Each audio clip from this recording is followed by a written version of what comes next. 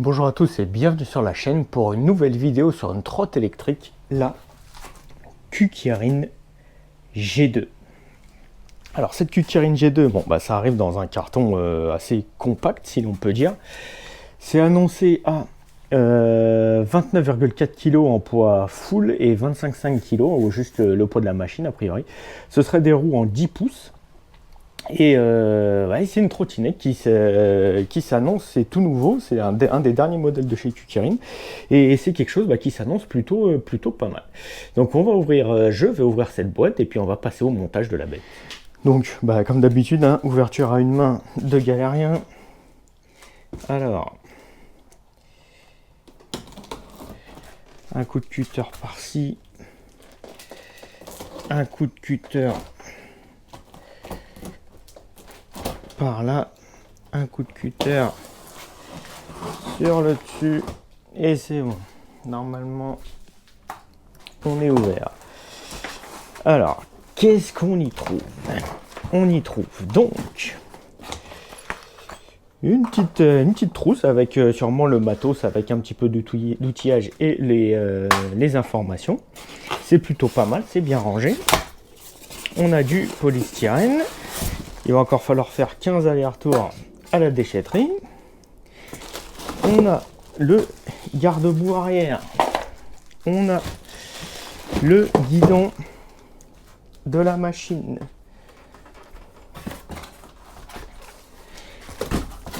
On ouvre complètement le carton. On a donc la colonne de direction qui s'est déjà verrouillée. On va retirer le polystyrène. On commence à voir apparaître la machine. On va retirer la boîte avec le chargeur.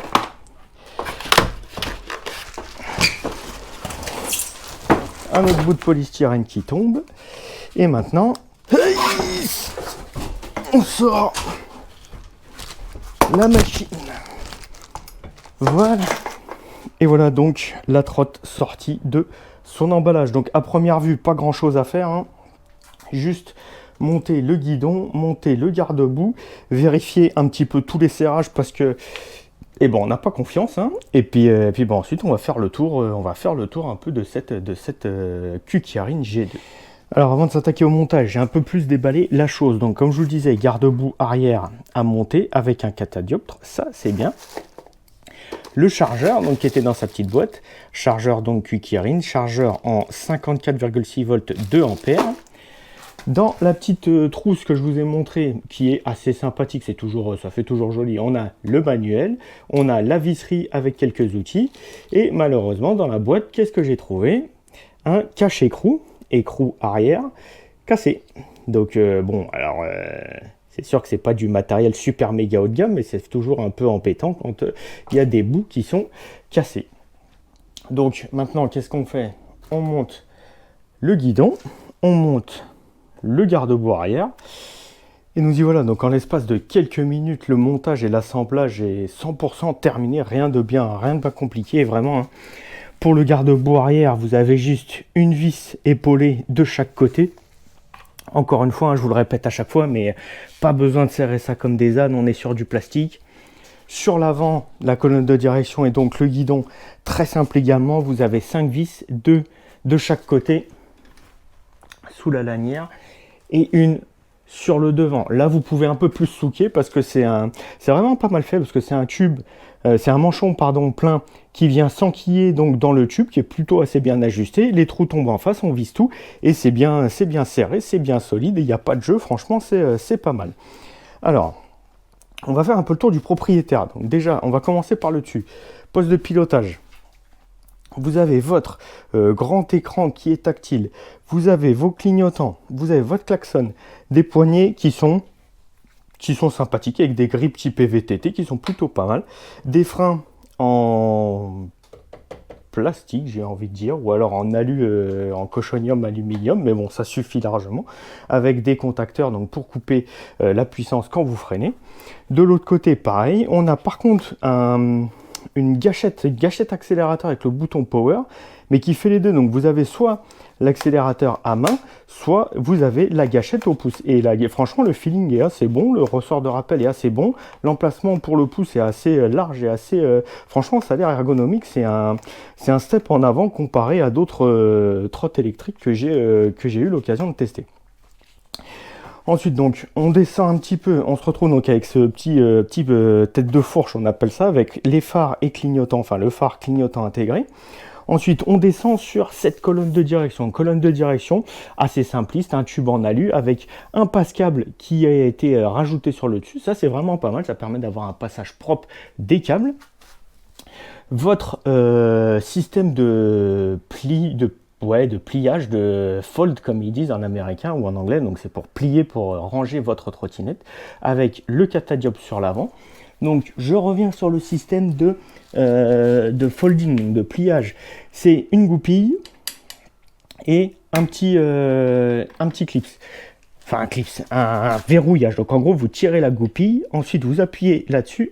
Alors, vous tirez la goupille, vous appuyez donc sur ce loquet, vous tirez la goupille au préalable, et ensuite, il y a tout qui descend, et ça vient se replier sur la trotte. Le système de fixation est assez simple, c'est une espèce de sangle, c'est une lanière, que vous venez passer par le dessous, si j'y arrive, voilà. Donc, vous enquillez la sangle sur le dessous, et ça vous permet donc, une fois que vous la prenez donc à la main sur le milieu là, comme ça vous permet donc de venir soulever l'arrière de la trottinette avec la sangle. C'est assez c'est inattendu, c'est ingénieux. Bon, après à voir à l'usage comment ça se passe. Et au verrouillage, donc vous soulevez, ça vient se verrouiller, on entend le clic, et une fois que c'est verrouillé, ça bouge pas. C'est solide, on n'a pas de jeu dans l'articulation, c'est solide, on a confiance, enfin, ça inspire confiance, parce que moi c'est un peu tous ces systèmes de repli, de pliage, de rangement et tout ça, moi à chaque fois je me dis si le truc il se déverrouille ou si ça pète, je me retrouve par terre. Et là c'est solide, ça tient bien, on a vraiment confiance dans ce système. Donc comme je vous disais, catadioptre à l'avant, catadioptre pardon, à l'arrière sur le garde-boue, donc on est full homologué bien entendu. En bridage 25 km/h, vous vous retrouvez donc avec une trottinette qui est full homologuée, full en règle, vous pouvez l'assurer, il n'y a aucun problème de ce côté-là. Sur le côté, vous avez une plaque avec les informations de la trottinette. Pour moi, je ne suis pas sûr que ce soit ça la plaque légale. Il y a peut-être autre chose en dessous. Alors, je vais regarder ça tout de suite. Sur le dessous, oui, voilà. Alors, sur le dessous, vous avez un autocollant. Vous avez juste un pauvre autocollant qui donne un peu les spécificités de la machine. Mais donc, d'un point de vue légal, pour moi, finalement, ça va bien être cette plaque avec le numéro de série qui va peut-être faire valoir en cas de... Enfin, pour les assurances. Bref, à confirmer. Donc, en descendant, comme je vous disais, on se retrouve ensuite sur la colonne de direction, la suspension avant. Donc, c'est une suspension avant type monobras. Donc vous avez un monobras qui est en acier soudé avec des renforts, des gussets comme on appelle en anglais, sur un amortisseur qui a l'air d'être de fixation et taille standard. Donc suivez mon regard, si vous voulez mettre un amortisseur de meilleure qualité, et ben AliExpress, on prend les dimensions direction AliExpress et on peut se mettre un amortisseur à gaz, un amortisseur à huile, on peut faire ce qu'on veut. Donc ça, c'est pas mal. Ensuite, d'un point de vue colonne de direction, donc tout se passe là. C'est ici qu'il va y avoir vos roulements de colonne et on les voit, hein, c'est ici, c'est serré avec une grosse vis sur le dessous. Donc sur la colonne de direction. Ensuite, on arrive sur on va dire le mainframe, le châssis principal en gros de la trotte. On voit bien donc que d'un point de vue réduction des coûts, pour garder le prix de cette trotte au plus bas possible, ils sont partis sur une conception et une fabrication et une mise en œuvre de fabrication très très simple. On voit que c'est... Alors, il y a une pièce un peu plus technique qui est tout ce bras de colonne de direction avec la partie du guidon qui a l'air d'être un guidon de vélo, donc c'est de la pièce à réutiliser. Ici, on a un peu de technique, mais à partir de là et tout le reste du châssis de la trotte, on voit que c'est très simple. C'est quoi? C'est du profilé. C'est carré, c'est cubique, donc en gros c'est des plaques d'acier qu'ils ont pliées, qu'ils ont soudées pour avoir des process de fabrication les plus simples possibles. Et que ce soit même dans le bras oscillant, donc à l'avant, la suspension avant, c'est pareil. Vous voyez que c'est des plaques de métal qui sont juste pliées, qui sont soudées entre elles avec des renforts.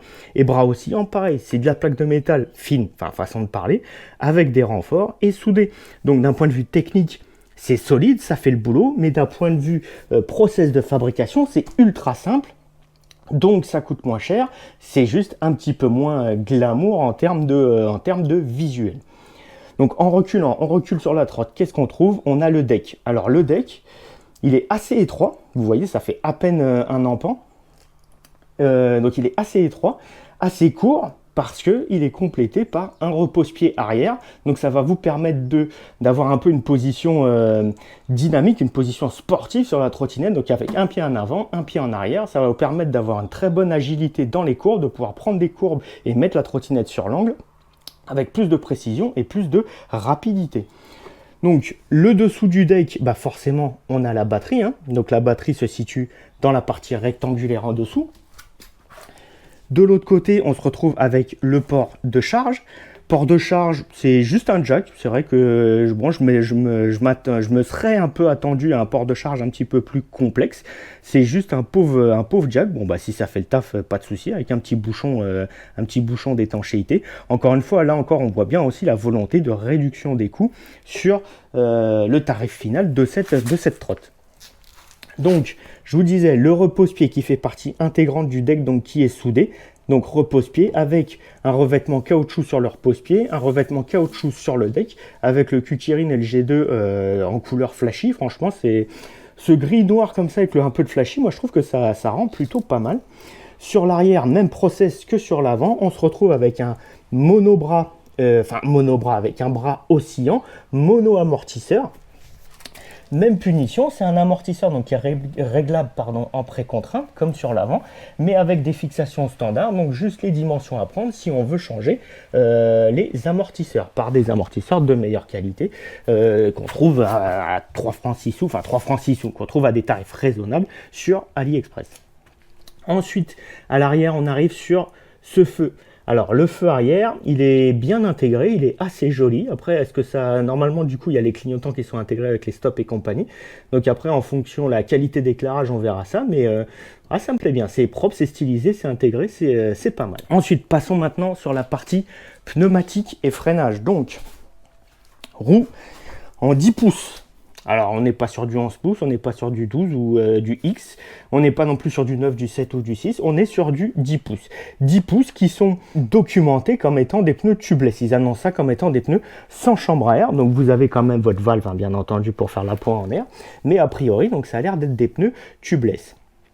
Avec un freinage à disque mécanique, étrier mécanique sur l'avant, même punition à l'arrière, frein à disque, étrier mécanique sur l'arrière, pneus tubeless également, a priori, et donc ensuite on a la roue arrière, la jante avec le moteur donc intégré dans la roue arrière. Alors il est annoncé comme étant 800 watts, pour moi ce serait du 800 watts nominal, donc on serait à 1000-1200 watts, on va dire, 1200 watts je pense en crête.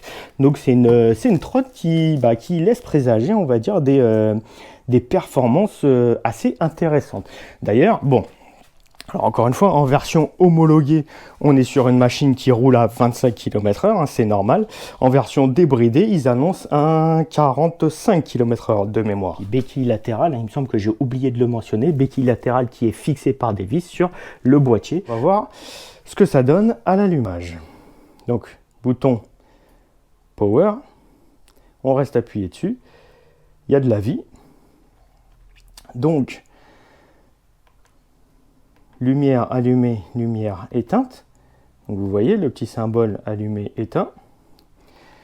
Donc d'un point de vue à l'avant, c'est des simples LED, rien de bien transcendant, mais ça a l'air de faire, le taf. Sur l'arrière, on a un petit feu qui s'allume. Les clignotants. Donc clignotant droite, on a le petit icône qui clignote, ça c'est pas mal. Avec sur l'avant, ça clignote également. Et sur l'arrière, c'est toute la partie droite donc qui clignote. Ça, c'est pas mal aussi. Clignotant à gauche, même punition. Le voyant sur le tableau de bord. Ça clignote sur le feu. et ça clignote à l'arrière également. C'est bien visible, hein, donc la visibilité sur route, ça présage des bonnes choses. Un petit coup sur le frein, et là il y a tout le bandeau qui s'allume pour prévenir, attention mec, je suis en train de freiner. Ça c'est pas mal. Donc d'un point de vue éclairage, on est plutôt bien. Alors, donc ils annoncent du tactile sur l'écran. Donc là, on a notre indicateur de charge. Donc là, on a dit qu'on avait les feux. On va éteindre les feux pour ne pas bouffer toute la batterie. Ensuite, les modes. Donc light. Donc en fait, c'est ces trois boutons qui sont tactiles. Donc vous pouvez allumer ou éteindre les feux avec le tactile. Vous pouvez changer de mode avec le tactile. Donc mode race. Vous avez un mode eco, un mode sport et un mode race. Et le 7, ça va vous permettre de passer en miles à kilomètre-heure. Parce que moi, elle est arrivée, donc elle arrive en miles. Vu qu'on est en France, on va passer en kilomètre-heure. Donc là, on passe en kilomètre-heure. Alors, on continue un peu notre découverte du fonctionnement de la machine. Quand on appuie une fois sur le bouton Power, il y a les feux qui s'allument. Jusque-là, on est d'accord. Si on fait un double clic, on change de mode. Donc ça vous permet, sans toucher l'écran, de pouvoir changer de mode. Ensuite, donc on a vu que le bouton 7, ça nous permettait de switcher entre miles et kilomètre-heure.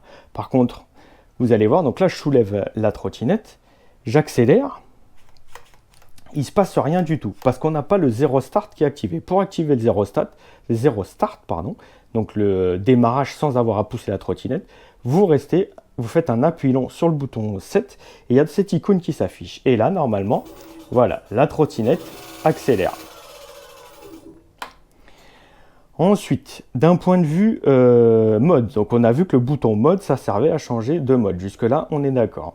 Un appui long sur le bouton mode, ça va vous activer ou désactiver le cruise control. Alors pour moi, le cruise control, alors il y en a qui vont crier, il y en a qui vont être d'accord avec moi. Pour moi, c'est une hérésie, c'est un coup à avoir des cartons et des accidents et à se blesser.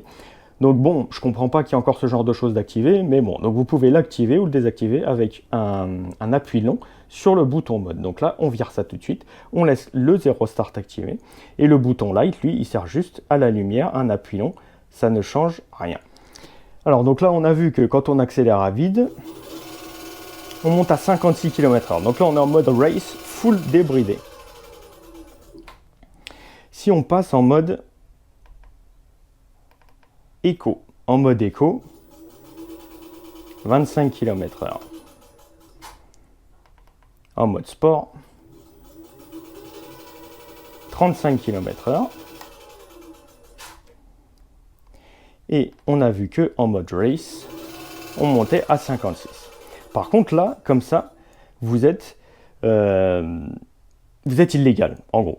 Donc le problème maintenant avec les vitesses qu'on vient de voir, c'est qu'on est complètement dans l'illégalité. Donc pour passer cette trottinette dans la légalité, et donc pouvoir l'assurer, rouler légalement, être couvert en cas de pépin, en cas d'accident et compagnie, il faut la passer en mode bridé, ce qui a été prévu sur cette machine. Et pour ce faire, qu'est-ce qu'on fait? On prend les freins, on appuie 4 fois sur le bouton power, 1, 2, 3, 4, on lâche les freins, et il y a le petit point qui s'affiche. Et quand le petit point est affiché, même en mode race, vous voyez, là je suis tout rouge, là, on est limité à 25 km/h. Donc là, on est full dans la légalité. Et pour la débrider, donc, même principe, on prend les freins, 1, 2, 3, 4, on relâche, et voilà, le petit point rouge disparaît, et quand le point rouge disparaît, on est en full power débridé.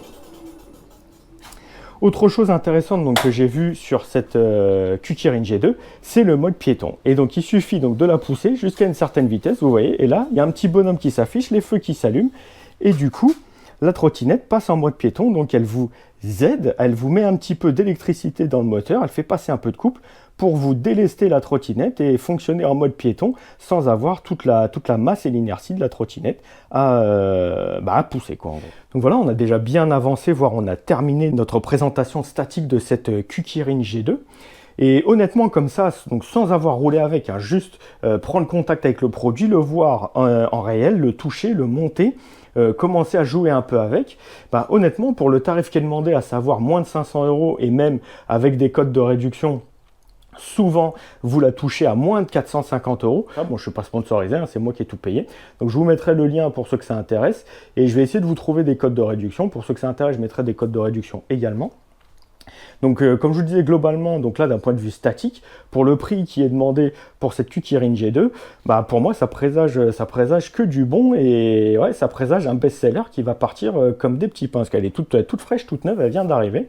Et à mon avis, ouais, ça va vite devenir un top des ventes. Bon, bah donc assez de blabla, je vais mettre la machine en charge, je vais m'équiper et on va aller voir ce que ça donne donc sur la route en roulage et en dynamique pour voir comment les suspensions se comportent, pour voir comment le couple, la puissance, comment fonctionne cette Q-Kirin G2 et si bah, on est au niveau des espérances qui sont assez élevées, hein, faut l'avouer, sur ce modèle. Allez, c'est parti. Allez, donc on est parti pour cet essai en mouvement, en dynamique de cette Q-Kirin G2. Donc on est bien en mode race, on est débridé. Et donc bah on va tester ça tout de suite, c'est parti. Donc accélération 2-0, c'est parti. À fond.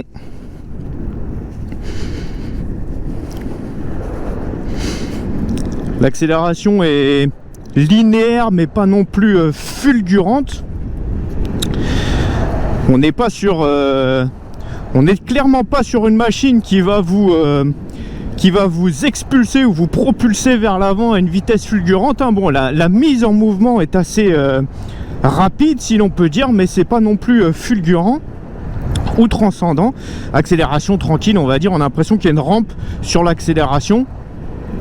Donc la test de vitesse de pointe.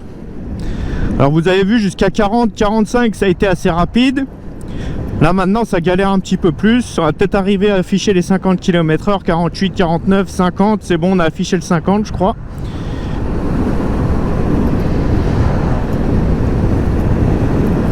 Bon, on a affiché le 50 une fois. Alors comme vous avez vu, donc on est parti, on était à 15 km, donc ça va nous donner un peu d'informations sur l'autonomie potentielle de cette Q-Kirin G2.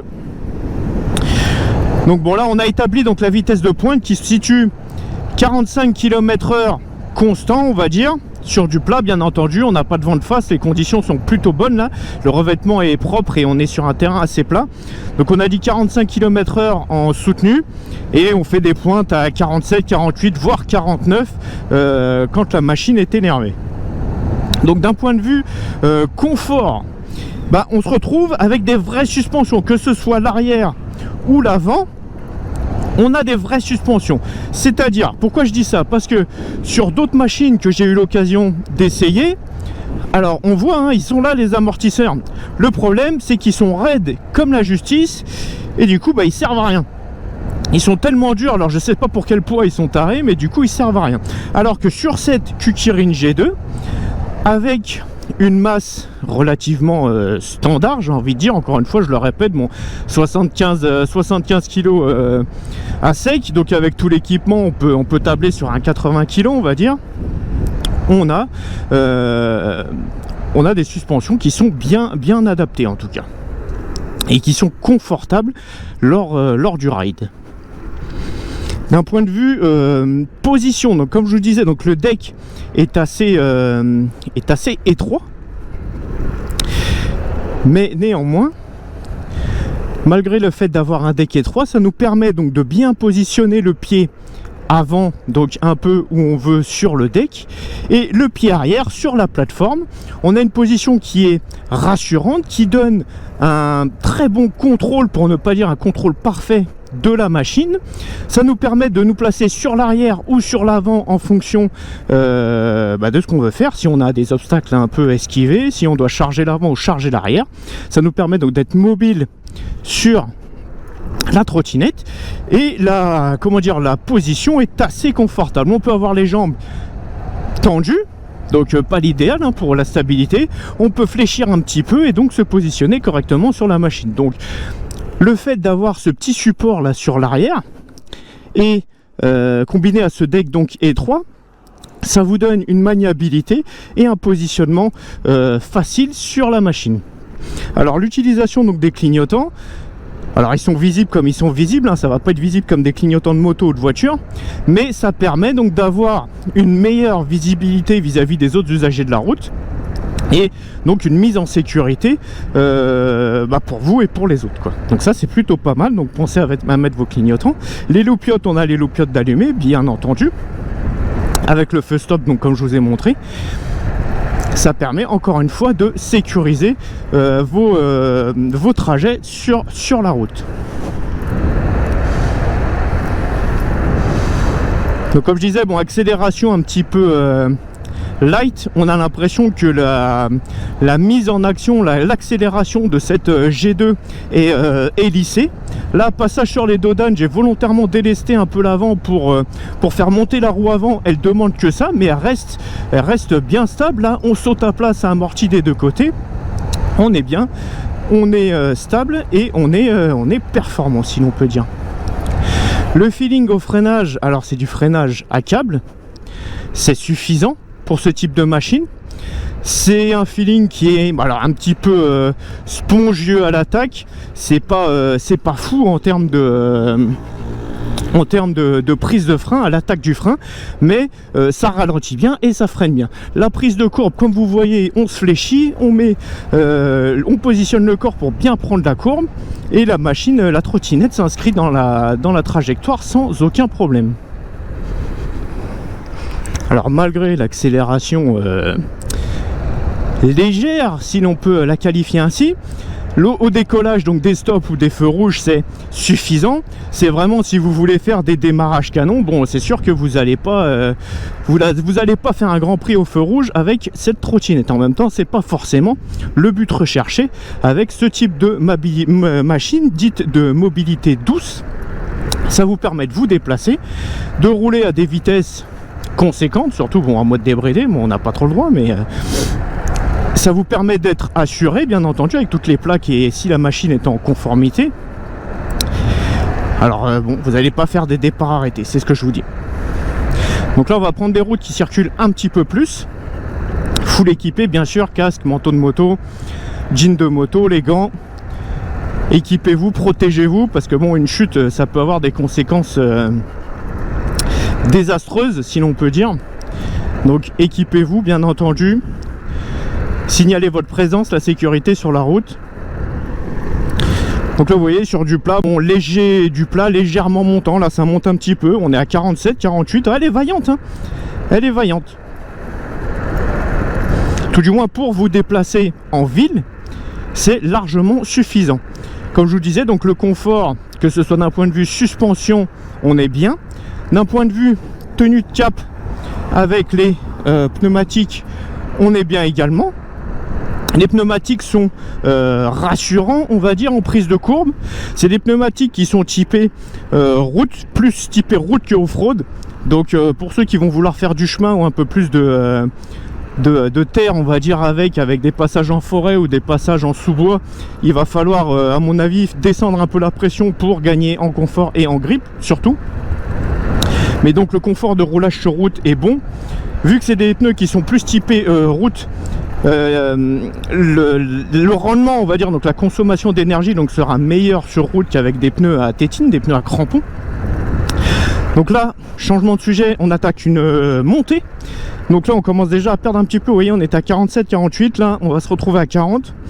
Alors sur la caméra, ça aplatit un peu tout la caméra, mais c'est une montée qui est assez énervée hein, quand même. Quand vous la prenez en vélo, vous sentez que ça tire un peu dans les cuisses. Bon là, malgré les aspérités de la route, on a un bon contrôle de la machine, c'est confortable. Là, on est tombé à 40 km/h. 40 km/h dans une montée qui est assez énervée, hein, sinon on peut dire. Alors vous voyez, le petit radar, il nous dit 35 réels. On est affiché à 38 sur le compteur de la machine. Bon, la marge d'erreur, bien entendu. Mais c'est respectable. La puissance et le couple est honorable et respectable sur cette Kukirin G2. Tout du moins, ça vous permet d'évoluer en sécurité en ville. Sans être non plus donc une chicane mobile pour les autres usagers de la route.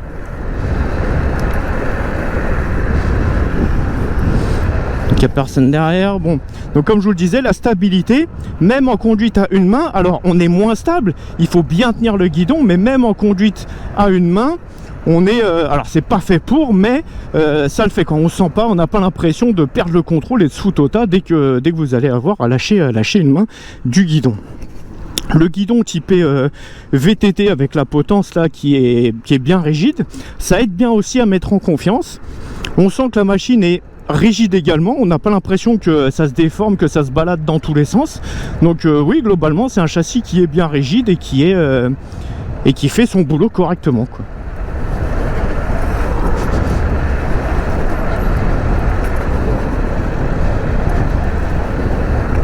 La suspension, encore une fois, hein, hormis le fait d'avoir des amortisseurs qui amortissent, la géométrie et l'épure de suspension a l'air correcte, parce que on sent que la suspension a l'air de travailler correctement. Alors on sent les aspérités de la route dans le deck de la trottinette, bien entendu, mais on sent également que les suspensions travaillent et donc font leur boulot correctement.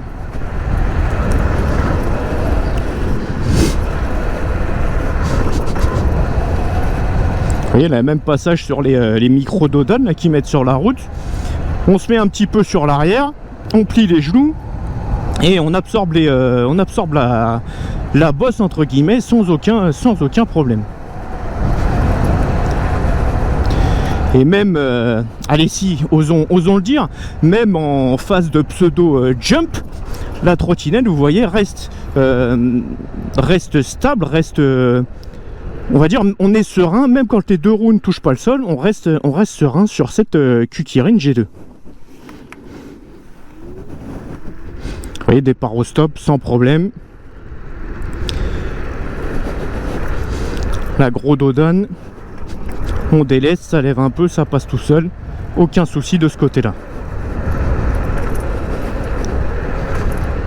Encore une fois, on peut même la provoquer un petit peu en tirant un peu sur le guidon pour d'autant plus délester et donc lever la roue avant.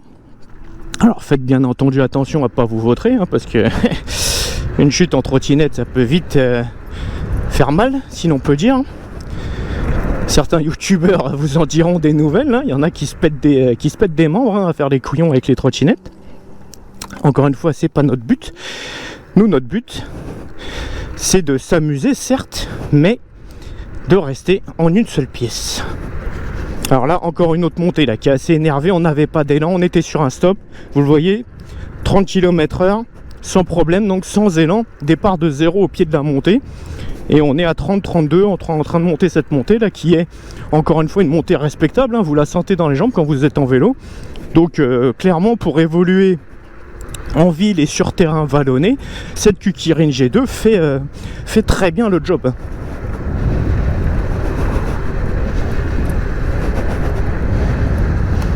Alors sur les longs trajets, forcément, hein, ça va vous tirer un peu dans les bras, ça va vous tirer un petit peu dans les jambes, mais ça n'empêche que vous pouvez évoluer donc sereinement avec cette trottinette. Vous placez relativement confortablement sur le deck et avec le support du pied arrière. Et bah, honnêtement, enfin c'est une bonne surprise cette Q-Kirin G2. Alors après, encore une fois, hein, j'ai testé quelques-unes des trottinettes disponibles sur le marché, mais je suis loin de me considérer ou d'être considéré comme un expert dans le domaine. Donc j'estime qu'en tant que Pékin lambda qui veut se faire un petit peu plaisir et qui veut pouvoir se déplacer relativement facilement avec un packaging assez compact, parce que cette trottinette, donc comme je disais dans la présentation statique, c'est un packaging assez compact mine de rien, bien aidé avec le support de pied arrière, donc qui réduit la longueur du deck et également la largeur du deck, sans pour autant dégrader à outrance le comportement routier et la stabilité et l'assurance entre guillemets qu'on peut avoir sur cette trottinette. Donc la grande ligne droite, hein, légèrement montante, du vent de face. Alors on n'a pas non plus 300 km/h de vent, mais généralement on est en vent de face sur cette ligne droite. On est à 46 km/h, tranquille, toujours à fond bien entendu, mais 46-47 km/h, on est bien. Donc là volontairement prise de courbe, un peu racing, donc on se place, on prend de l'angle.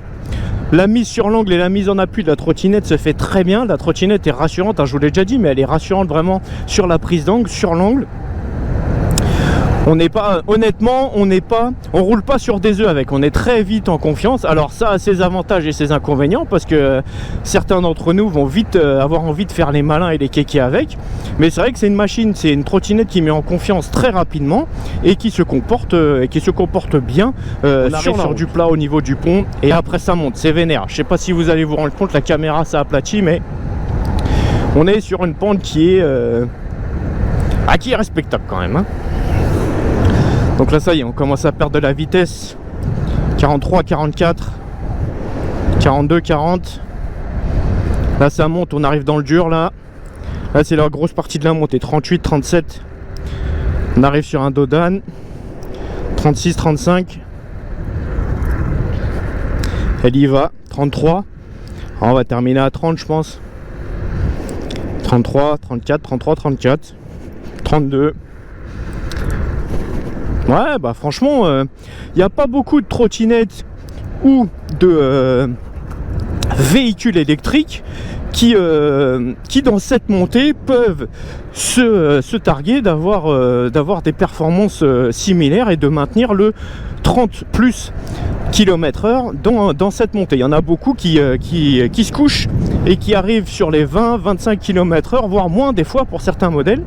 Mais non, surtout cette Kukirin G2 là, avec surtout en étant à mi-batterie quasiment, ouais, elle s'en sort plutôt bien là. On sent que c'est une machine qui est aboutie, qui a bien été développée avec des caractéristiques cohérentes qui vous permettent donc une utilisation aussi bien versatile et polyvalente qu'efficace quand vraiment vous lui tirez dessus. Alors là on est sur un revêtement qui est vraiment dégradé, on sent les suspensions qui amortissent. Bon, on a un renvoi forcément dans le cadre et dans le deck de la machine, dans la trottinette, qui se fait sentir, hein, bien entendu, hein.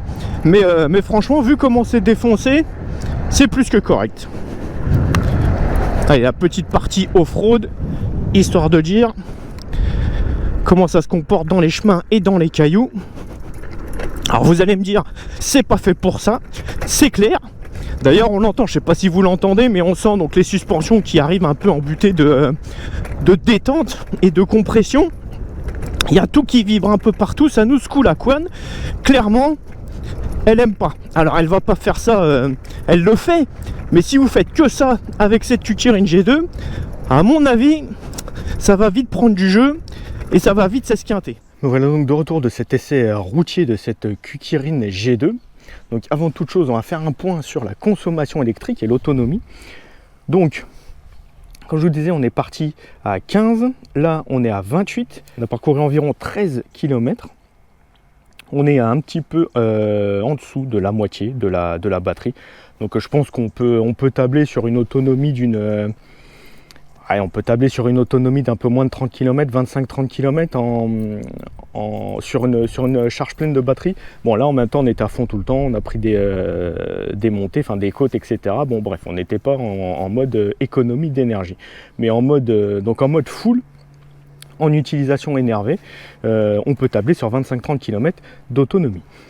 Comme je vous le disais, hein, lors de l'essai donc routier de cette Kukirin G2, honnêtement, moi j'ai été convaincu par cette machine, enfin tout du moins dans cette gamme de prix, parce que pour rappel, on se retrouve sur une trottinette qui est à moins de 500 €, voire moins de 450 € avec des codes promo. Donc dans cette gamme de prix, pour avoir des performances de ce niveau-là, une ergonomie de ce niveau-là et globalement, une machine bien aboutie, bien développée comme ça, il n'y en a pas 36. Donc clairement, moi, à mon avis, je pense que cette Kukirin G2, ça va être un best-seller, ça va être la nouvelle idole des jeunes, si l'on peut dire, la coqueluche du marché des trottinettes dans cette gamme de prix. Donc autant se dire sur du milieu de gamme, on n'est pas sur du bas de gamme, c'est clair, on n'est pas sur du haut de gamme non plus. Donc sur du milieu de gamme, c'est clair que cette Kukirin G2 se place très très bien. Bon, alors niveau projection, vous le voyez, sur la machine, on a un petit peu de projection, mais vous, sur vous-même, vous avez très peu de projection de terre ou de flotte. Globalement, les performances sont en adéquation avec le châssis et le gabarit de cette Kukirin G2. Donc non, franchement bien. C'est une bonne machine qui est polyvalente, qui est bien aboutie, bien développée. C'est une bonne pioche. Franchement, clairement, oui, c'est une bonne pioche. Merci à vous d'avoir regardé cette vidéo. Abonnez-vous et cliquez sur like, c'est gratuit et ça m'aide vraiment beaucoup. Ça m'aide à financer tous ces achats pour faire les vidéos justement. Allez faire un tour sur mon Instagram, sur mon compte Instagram pour avoir des photos, des vidéos et des news en avant-première, si l'on peut dire. Activez les notifications pour ne jamais rien louper et on se retrouve très bientôt dans la prochaine vidéo. Allez, salut! Even when you feel low, you can still go. Even when you feel slow, you can still go. Even when there's no hope, you can still go. I never answer to no, man, I still go. Go, go, go, go, go, go.